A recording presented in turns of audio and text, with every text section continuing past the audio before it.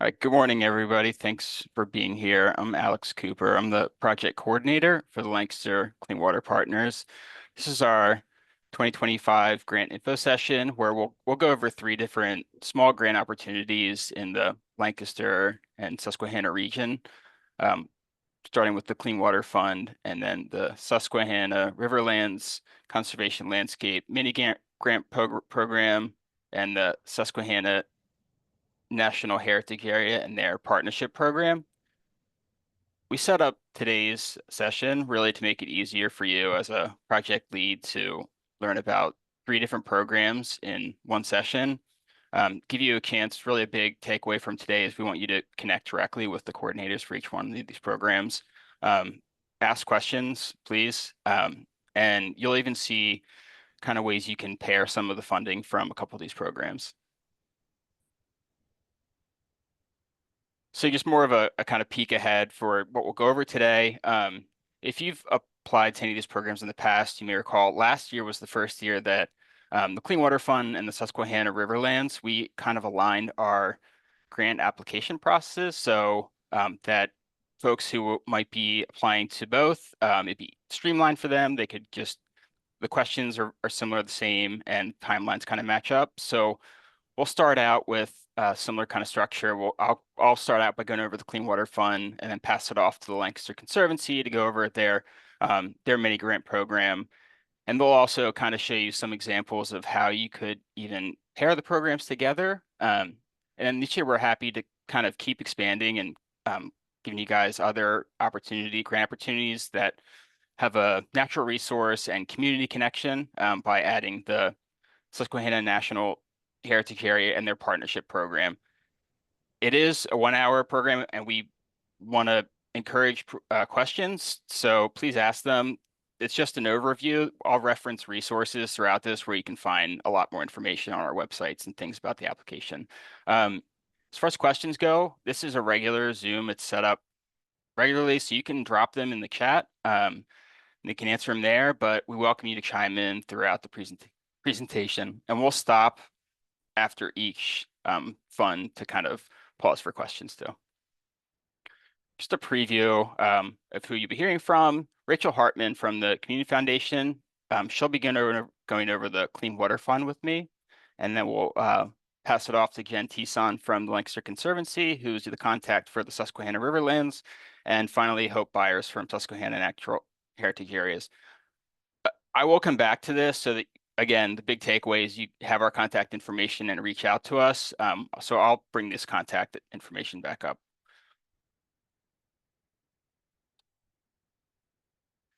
All right, so starting out with the Clean Water Fund, I just want to give an overview of what it is, go over some of the eligibility and application process, give you some examples, and give you a kind of timeline in case if you were awarded.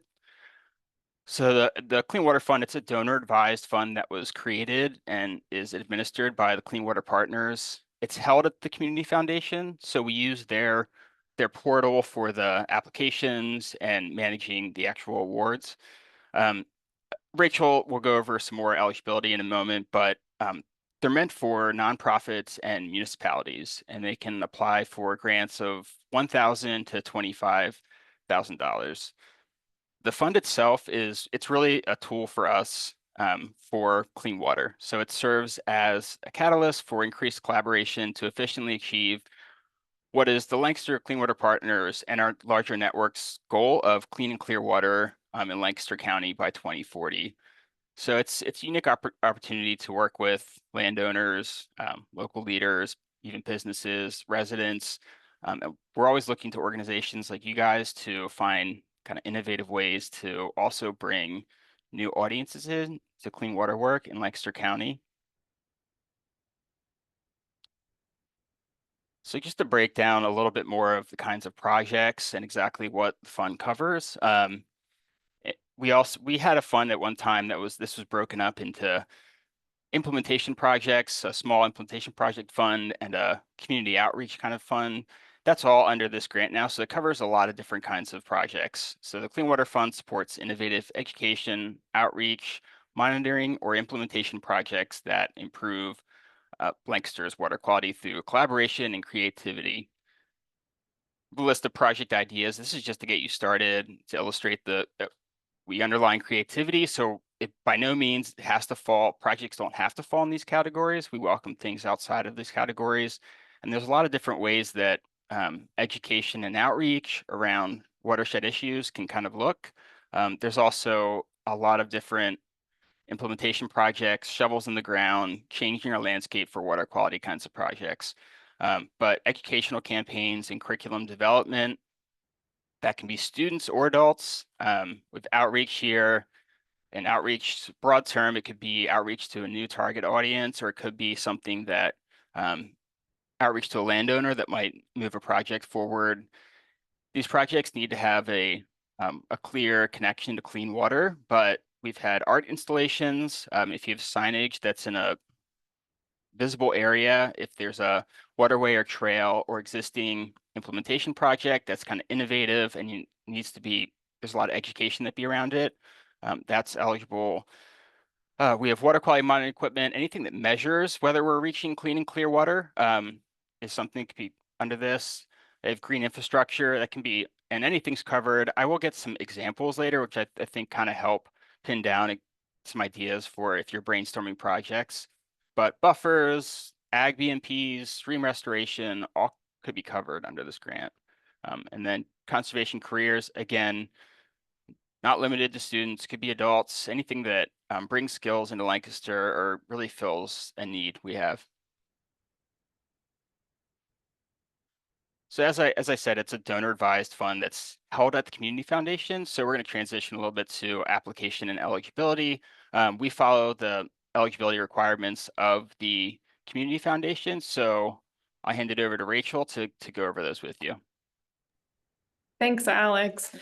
Yeah, I'm Rachel. I'm the new program officer at the Community Foundation, and I'll talk a little bit about eligibility for this fund in particular. And this also covers generally the eligibility for our other grant programs at the Community Foundation.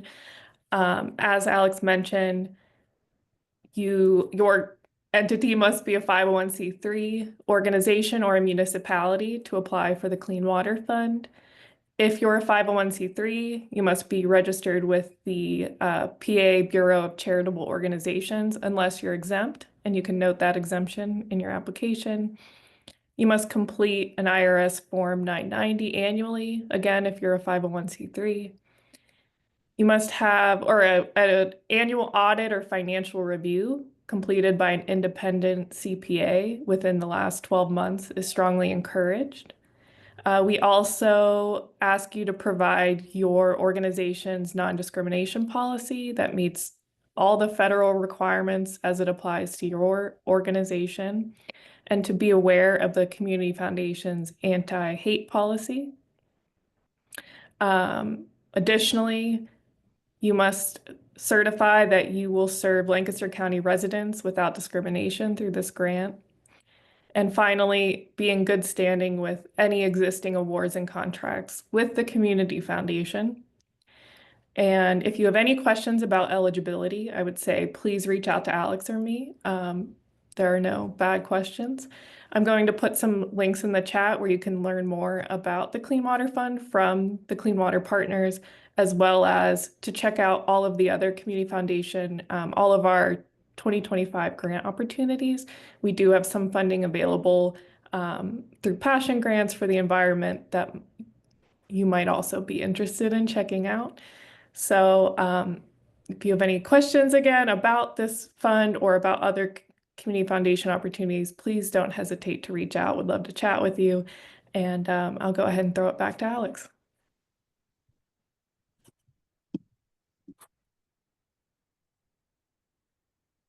Thanks, Rachel. So back to some of the application. So you have a project idea in mind and you've reached out to Rachel, or you meet the eligibility requirements, got a project ready to go. The next step would be to reach out to me. And at that point, we just need at least the project description. So be prepared to just explain your project. We just want to make sure, of course, that it is a right fit for the Clean Water Fund. It's also a chance to maybe strengthen your application or just tips to kind of as you're going along. I put in our website right here has our application, and we have an info sheet on there so you can see what the application questions are right there. And again, that's an opportunity when we talk just to see that I went through that pretty quickly, but just to give you an idea of what kinds of projects we look at, and examples should help you some more. But we're looking at things that prioritize collaboration, fill a need, have a clear plan to be implemented, that kind of thing. We can just kind of touch on those things. At that point, I would give you a code so that you could access the application. Again, it's through the Community Foundation's portal, so you'd go there, and like Rachel said, I would encourage people to check out their resources. They have a Clean Water Fund page that also has all this information as well. Um, we are accepting applications. It was open in mid-March, and it will remain open until July 1st at midnight.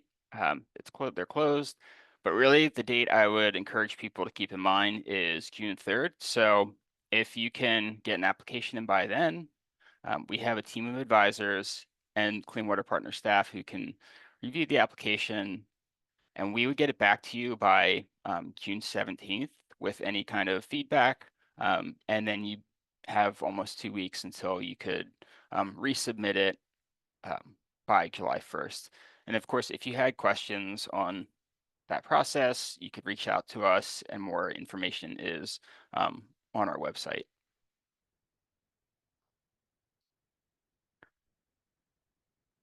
All right, just to give you, again, a better idea of what kind of projects, some examples of past projects. So these ones are primarily, they are education and outreach, a little bit more focused, but this gives you an idea of just how watershed education and outreach could play out.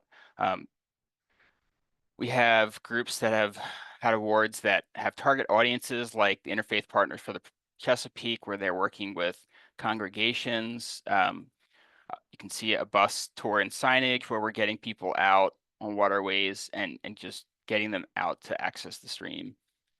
River connections, connecting an urban watershed to the actual stream is a big part. And again, art can be covered in this. Community wildlife habitat training, that was to build skills on primarily private property owners. It's a big piece of water quality and training staff of crews and residents how to maintain lawns, lawn conversion, that kind of thing. The last one on here is kind of somewhere in between. It might be more towards implementation, but it's a recent one that the Upper Cauca did. Really just working with landowners, come up with concept plans along the stream. So it's an important part of getting project done, and the Clean Water Fund was able to be available to move the project forward.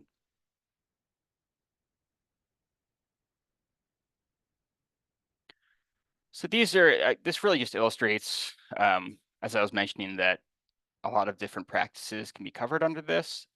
Really the first one up here, and Jen will talk more about kind of pairing funding between the Clean Water Fund and the Susquehanna Riverlands, but Kenoi Township applied and was awarded a Clean Water Fund grant for Stackstown Road Community Park. This is a redevelopment of a streamside parcel that they owned.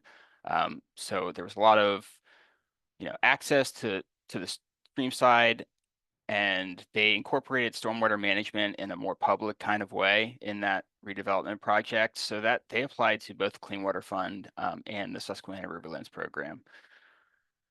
We have a restoration project on here by watershed groups, municipalities, just a mix on here. Ag BMPs again are covered, small stormwater projects, and again, kind of like lawn conversion or meadow plantings and practices like that would all be covered.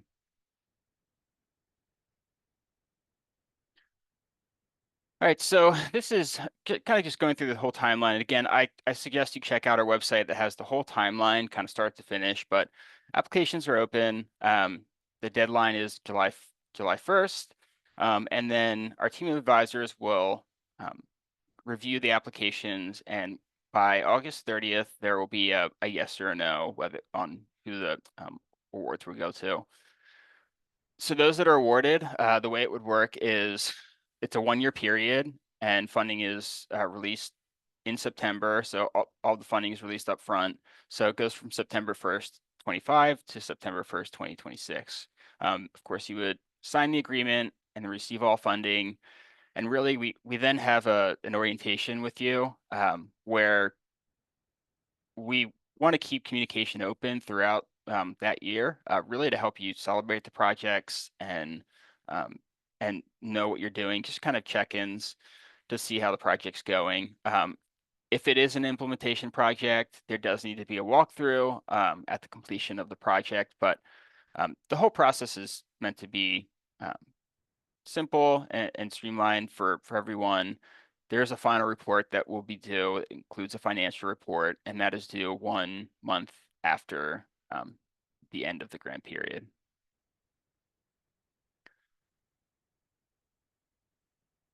So that was, again, these are overviews. So just kind of going start to finish through the Clean Water Fund. I forgot to mention also, you may have noticed Megan Blackman is also on the call today. So maybe you may know she was the point of contact for the Clean Water Fund. So I'll be the point of contact for the Clean Water Fund this year, but she is available to answer questions as well. So turn it over to you guys if you have any questions.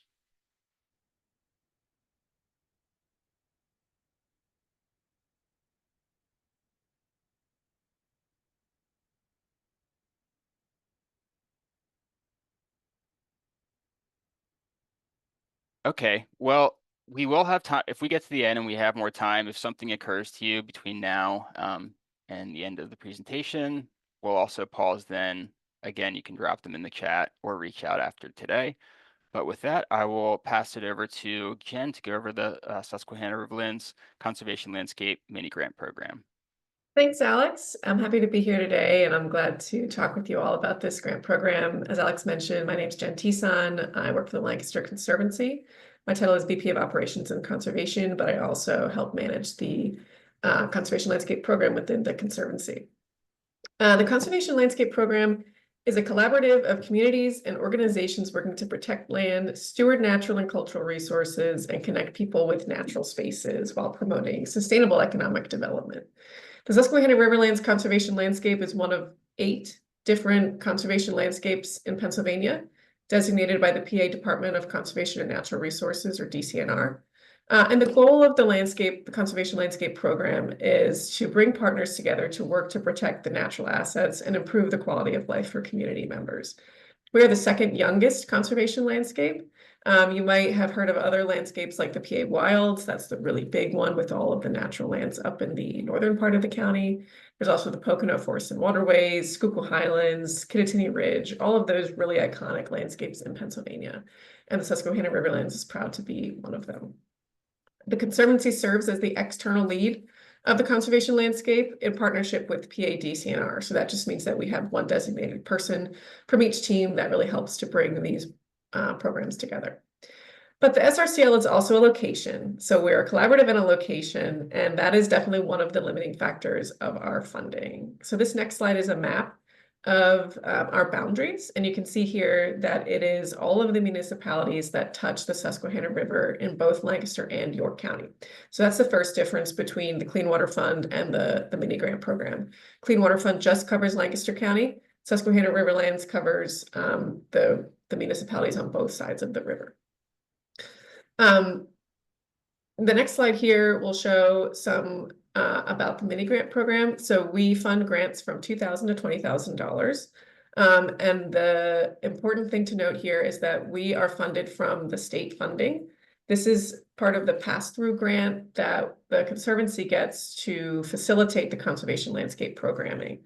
So the grant is awarded by DCNR to the Conservancy, and then the Conservancy has a set amount of dollars that we can then pass through to the mini grant applicants. So the second really important difference to note between the Clean Water Fund and the mini grant fund is that we do have state contracting limitations. So we are limited in the types of dollars that we can give away and the types of projects that we can fund based on the state. So please, if you're interested in this program, go to the mini grant website and take a look at some of those info sheets and DCNR contract limitations. But don't let that intimidate you. We really help to make sure that these projects can be funded and get good work on the ground. So mini grant projects will range from $2,000 to $20,000 this year, and they should advance the mission of the SRCL by focusing on one of the following 4 areas: habitat and trail connectivity, sustainable public access to the Susquehanna River and its surrounding natural lands, community partnership and collaboration, and ecosystem health. Now, you must hit at least one of these 4 areas to be having an eligible project for this program. But the more areas that you can connect your project to, the stronger your project will score. So please don't just say my project does habitat and trail connectivity. Talk about how that provides sustainable public access or how it benefits the ecosystem, things like that. Next slide. Eligible entities are very similar to what Alex and Rachel talked about with the Clean Water Fund. 501c3 nonprofits registered with the PA Bureau of Charities. Municipalities are eligible, as well as local government agencies and some educational entities. So if you have a question of whether or not you're eligible, please reach out to me. We can definitely work through it. And we've definitely had projects where if the original project lead might not be an eligible entity, we can partner you with an entity that is eligible. And we have a lot of great partners in the area that are willing to help with that. Projects must benefit residents of and visitors to the SRCL without discrimination. A third main difference to the 2 funds is that the CL fund does require a 50% match. 25% of the 50% match must be cash, and then the other can be in kind. So that's donated hours or donated time from volunteers, things of that sort. So please definitely reach out with questions about that, and we can figure out how to get you squared away there. Clean Water Fund is a very eligible match, and that can work perfectly to pair these 2 funds together. Full eligibility details can be found on our website, but I want to talk a little bit about the geographic eligibility here and some exceptions that we might apply. So by definition, all of the funds for the mini grant program must go to projects within the SRCL boundary. So that's what you see here in green, all of the municipalities that touch the river in Lancaster and York County. However, that is quite limiting, and we have quite a few assets in the area that are essential to the Susquehanna Riverlands conservation landscape, but might sit outside of it. So some good examples would be a project on the Enola Low-Grade Trail. That's that dotted red line going east to west on the bottom of Lancaster. That is a really, really essential recreational asset for the river and the conservation landscape. But of course, it connects outside of it.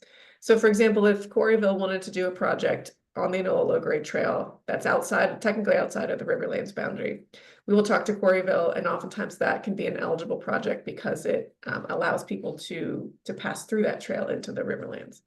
Another example would be something on a waterway like the Conestoga River that would be outside of the Riverlands boundary, but facilitates recreation or improved water quality, for example, because that river flows into the Susquehanna Riverlands. So even if you might be outside of the boundary, it's worth having a discussion with me and seeing if we can maybe make a connection that would make you an eligible entity for this project. Next slide. The application process for the mini grants is very, very similar to the Clean Water Fund. We did that on purpose so that I can help you guys apply to both funds at once. You'll email me a brief description of your project. We'll work through the details, make sure you're eligible, talk about the geography and how to improve the description of your project, just like Alex mentioned. And then if everything looks good, I'll email you an application link. Our grant is not affiliated with the Lancaster County Community Foundation, so our application is a Google form, but it really is quite similar in questions and order and things to the Clean Water Fund.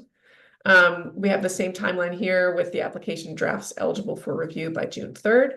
That would go to me, and we'll give a 2-week turnaround just like the Clean Water Fund so that you can have time to update your application.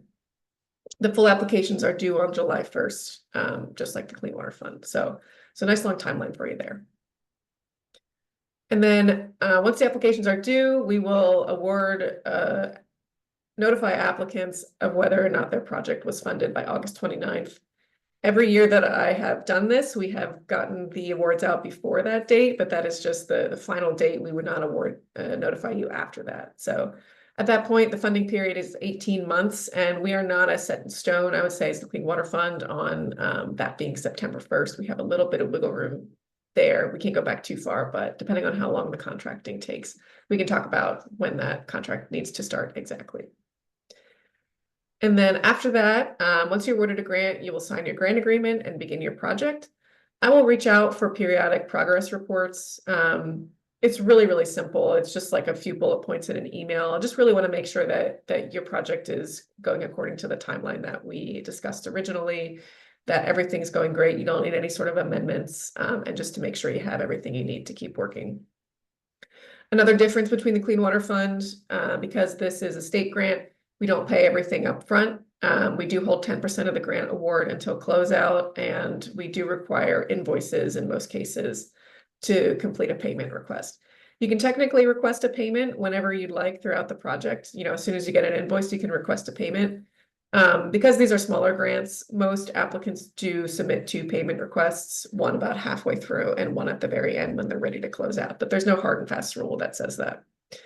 We do also have a final report, which includes a financial report, but the narrative part is quite simple. It's basically a 2-page success story that talks about the project and the partners and how successful you were, what challenges you received.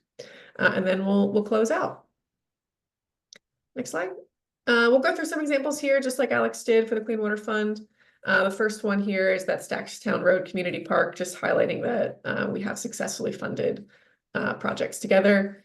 And the last one on this slide too, the Conestoga River Water Trail Assessment Plan by the Conestoga River Club. That was a strategic plan for the Conestoga River Recreation and Access. That was also jointly funded by the Clean Water Fund and the mini grants. So those are 2 great examples of very different kinds of projects that we funded together. We've also funded implementation plans like the Enola low-grade rail trail parking expansion in Martic Township. That's pictured here. They were able to extend their parking lot quite a bit, add some ADA spaces, and with the extra funding they had left over, they put a pavilion over a park bench. So really great project, lots of community input, and that one's about to wrap up here soon. We funded some planning. The EDC Lancaster is working on an outdoor recreation plan for Lancaster County. Really excited to hear more about our recreation economy and some gaps and ways that we can improve that. Horn Farm Center in York County is working on a comfort station, some ADA and sustainable restrooms at their renovated headquarters. So that's underway now. We funded the planning and engineering for that. Next slide. We have funded some event planning and implementation as well. So the Keystone Hiking and Outdoors Weekend, hopefully any of you got a chance to go to that last year, but KTA brought a multi-day event to the Susquehanna Riverlands, and it was really great weather, great support. We hope to bring them back in a couple years as well. F&M is working on a Susquehanna Riverlands Bird Summit for this fall that will bring partners and interested people together to learn about bird conservation and even get you outside on some of the SRCL properties to look at the birds that we have here. We funded environmental education with YWCA York to incorporate some conservation education into their summer programs. We funded signage upgrades and other trail feasibility studies in York and Lancaster. So definitely be creative in how you come through this stuff. With the state ties, we're a little bit more limited, but we welcome creative ideas and ways to improve our landscape. Jen, I'll voice one of the questions. There's been one question in the chat that I think is pertinent for both the Clean Water Fund and the Conservancy's Conservation Landscape Program. Is there a list of eligible budget expenses for each of the grant programs? And is there a percentage of allowable indirect? Yeah, so I will put the link in the chat here to the eligible and ineligible cost policy from DCNR that we are beholden to as a pass-through grant. It can be quite dense, so if you have any specific questions, please feel free to reach out to me, and if I don't know the answer, I will definitely find it for you. And as far as the indirect cost policy, we don't have a minimum or a maximum. The way that DCNR does it is you wrap that into your hourly rate. So if you're putting your salary in, you would include those costs in your hourly rate. For the Clean Water Fund, we don't have, I would go to our website and we have a budget sheet template that goes out to when people apply. There is a max indirect on that. But we're not state funding, so there are not as many restrictions on ours. Great question. Any other questions?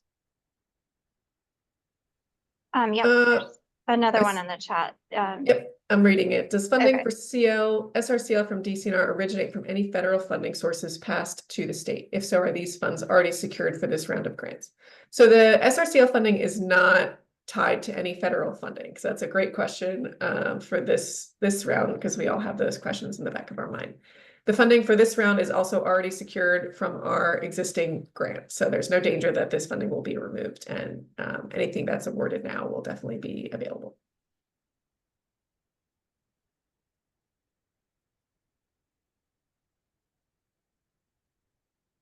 Any other questions? All right, then I will roll into some examples of how you could pair the Clean Water Fund and the SRCL mini grants. Next slide, Alex. Okay, so we have two examples here for you. One is an implementation project and one is an education project. So in this example, the nonprofit is proposing to expand an existing parking lot and welcome center at a popular trail in Lancaster County along the Susquehanna River by adding 15 spaces, including 2 new ADA spaces to their parking lot. To address the additional impervious cover that they would be creating, they're adding a rain garden with interpretive signage for visitors to learn about the importance of clean water and native plants. They've already gone through the preliminary design, engineering, and permitting process. They estimate the project will cost $40,000, and the next slide shows you how they'll break it down between the two programs. So you can see the line items of the different budget types. We do encourage more detail on the budget than less detail. So that's a little tip there going forward. But we do want a line item for each of the types of materials or services that you will be doing. So you can see here, the SRCL mini grant, they'll be applying for $20,000 for just the parking lot materials. And then the Clean Water Fund grant, they will come in for professional services, materials for the rain garden, and the landscaping, as well as $1,000 of signage. And then they are providing an in-kind match of staff time for $30 an hour for 100 hours. So important to note how many hours the staff will be contributing, as well as the hourly rate. And that would be the same thing for volunteers. I will note that I believe we use the state volunteer rate, and I think we have a link to that in the budget, but if not, or if you have a question about that, we can certainly dig that up for you. So that's how they get to the total project cost of $40,000. Yep, go ahead to the next one. Second example is the expanded environmental education programming at a local nonprofit associated with a Lancaster County school district who's planning to expand their programming to help students better understand how their actions affect water quality and other aspects of the ecosystem, as well as conservation careers and local recreation opportunities. Activities planned include experiential learning about their local watershed, helping plant a riparian buffer at a restoration site, as well as native landscaping on their school's campus. They'll be partnering with other local organizations so the students can see how other entities do it and to meet other entities, visiting best management practices to see how they function, and even getting out on kayaks on the Conestoga and Susquehanna. They've started the planning, but they need some more work to finalize the lesson plans and coordinate logistics. So they estimate that the project will cost $25,000 to fund 5 classrooms for a 1-year period. So the next slide will show you how they break this one down. The mini grant program, they will look to apply for professional services for the kayaking trip, as well as transportation for the field trips and materials for the planning sites, getting them to $10,000 for the mini grants. The Clean Water Fund, they will request $6,000 for professional services for the coach and $1,000 for the kayaking trip, as well as materials and handouts to get them to a $10,000 request from both funds. And then they're also committing to $5,000 of direct staff time by teachers. And that's how they get to the $25,000 mark. I will note that for the SRCL mini grant program, the matches that you are putting in your application, we do need a letter of commitment from those, with the exception of the Clean Water Fund, because obviously they're applied for at the same time. So all of these details are definitely great to talk with me about if you're thinking about applying. All right, next slide. And then another pause for questions with the two programs or anything you've heard so far.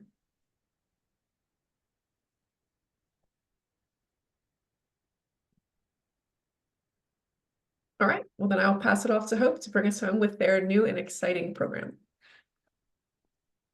Thank you, Jen. My name is Hope Byers. I'm the Vice President of Visitor Engagement, and I work for Susquehanna National Heritage Area. I'll talk a little bit about Susquehanna National Heritage Area's Heritage Partnership Grant Program today.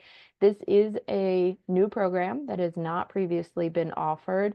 It is also a program that has been rolled out quickly, related to an earlier question about federal funding, right? Federal funding is included as a pass-through. It's part federal, part state. And so our funding is secured and is ready to be offered. And so we've opened the program this spring and are closing it just actually about 10 days from now. So I'm really sharing it here at this opportunity, but we understand that some people, specifically like municipalities and boroughs, might have not have an opportunity this time because of the short window of availability for applications. And so I'm going to spend some time highlighting the opportunity for our nonprofit entities. For those of you who have not heard of Susquehanna National Heritage Area, we are a nonprofit organization that works to cultivate partnerships in order to create a strong regional identity. We highlight stories of national significance. We help people connect to each other, but more importantly, connect to the landscape and the history of this landscape. We support historic preservation, and we welcome visitors to this region that we call a destination for cultural discovery and outdoor recreation. And this area is designated as a state heritage area, but is also designated as a national heritage area, which means that it's been designated by Congress as a place of national significance. Unlike a National Park Service site, we work with the National Park Service, but there is not owned land or like a Valley Forge federally owned national park. We do still work with the National Park Service and uplift stories for this lived-in landscape. So that's really the difference between this and a National Park Service. On our next slide, we'll show the outline of the National Heritage Area, and I highlight this to compare to the two programs that you've heard about already. The Clean Water Partners focuses on the Lancaster region. You have the conservation landscape, which focuses on those municipalities along the Susquehanna River. And this is a wider landscape project. So this National Heritage Area covers the entire municipal boundaries of the two counties of York and Lancaster County. So in our grant program, it is required that your project is taking place in York or Lancaster County. And covers, so if you're from Hanover to Christiana, from Ephrata to York City, it covers all of the region. If you want to go to next slide, we'll talk about what's the goals of the grant program. The Heritage Partnership Grant Program is awarding grants between $5,000 and $20,000. We have a total of $100,000 to award, and the goal is to preserve and interpret and promote heritage. So the ways in which this might overlap with the two other programs you heard about today is that a lot of times we see at the end of these public access programs or projects, a opportunity to add interpretive signage, to do events on the spaces that have been opened for better access or more accessible access.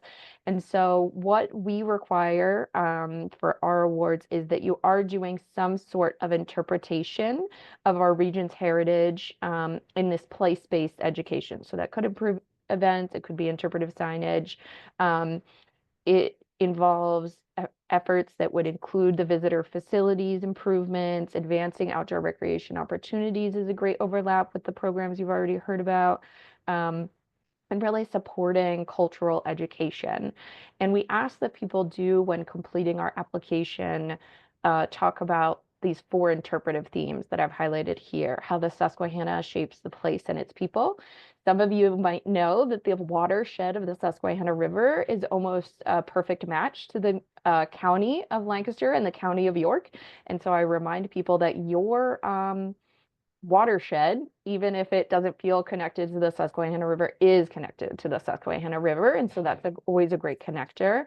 Showcasing native landscapes and the native use of land, the places in which our region still reflects what it would have looked like, 400 years ago, are great opportunities to connect to the native landscapes theme. There's a creating an American identity theme, which is about Lancaster as a cultural hearth. It's about immigration, a pass-through and melting pot of places and people. And the last one is about turning points. So this is kind of a general theme, but focuses a lot on major historical events like the Revolutionary War, the Civil War, moments in time in which America confronted conflict and collaboration, and how maybe your specific site was a place for that conflict or collaboration through difficult times in American history. And so we do ask that you choose an interpretive theme that you're supporting, and you showcase that in your application and really pull out how you're adding to those narratives and tying to nationally significant themes is an important part of having a competitive application. I'll just close out by talking about eligibility on our next slide, which is, again, a short timeline. So our apologies for passing along a short time window that we had into a short time window for our applicants, but we are due April 25th. Which is just 10 days from now. And we plan to do an announcement of grant awards by the end of May, which means the contract period for these projects is 2025, June 2025, basically, to start doing your project. And then your project must be completed by July 30th of 2026. We do require that you submit an IRS Form 990 if you're a nonprofit entity. We do, like Jen said, have some really wonderful partners if you are interested in doing a project, but maybe don't fit the financial obligations and are able to work with a partner or want some ideas of who you might partner with. I'm happy to have those conversations. Your project must be in Lancaster, York County. And we do, similar to the Lancaster County Community Foundation and some of the conservation landscapes, have an agreement with terms and conditions of funding that includes some of the specifications that have already been displayed today. I can talk about those with individuals if you have specific questions. I am here as the excited lady that partners with lots of you already on lots of different community projects and visitor engagement projects. But questions about finances, eligibility, and application details are with my colleague Elaine Wilmeth, and her email address and phone number is here. I did notice that in the chat, we dropped the link to our grants page. That's a great resource to get started with. We have an application similar to the Lancaster Conservancy's. It's on Google Forms. So my recommendation is that if you scroll to the very, very bottom of the page, you will find a Word document of the application. And I say, work on it in the application, in the Word document, fill it out, revise it, send it around. And then when you're ready, go to the Google form and dump all of your answers in there and just copy paste. It's much easier, I think, to work in the Word document and then submit through Google Forms when you're ready to go. So that's my recommendation to get started. And I'm happy to take any questions about project ideas offline, or I'm happy to answer any group questions here. I will note that the Susquehanna National Heritage Area Grant, at least for this round, is not an eligible match to the mini grant program. But the Clean Water Fund can match the Susquehanna National Heritage Area Grant. But Hope, do you want to talk about the match requirements for this? We actually don't have match requirements this year, which is exciting. I should have mentioned that. Thank you, Jen. So you don't have a match requirement, but we do recommend showcasing the totality of the project, which means that if you've got skin in the game in cash, or you all have, significant staff time or volunteer time, there is on the budget form a place for you to showcase the full scope of the project. But know that those additions that are there or in the budget are for us as an analysis of your preparedness for your project and not a reflection of a necessity. You don't have to put that in there. It's just there because we want to make sure you understand how complicated your project is or how much work is going to go into your project.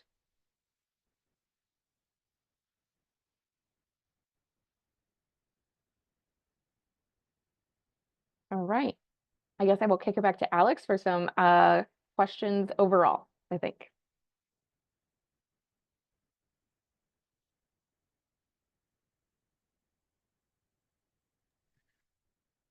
Thanks, Hope and Jen, and Rachel and Megan.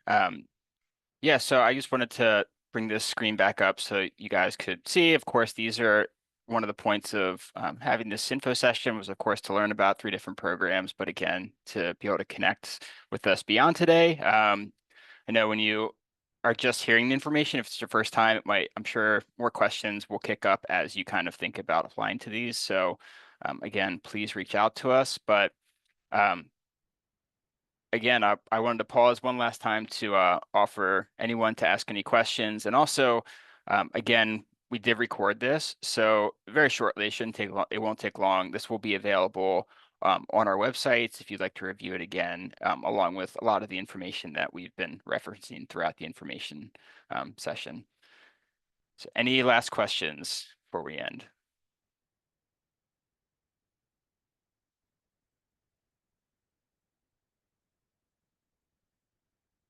Okay. All right. Well, thank you all for being here. Hope to hear from you. Have a good rest of the day.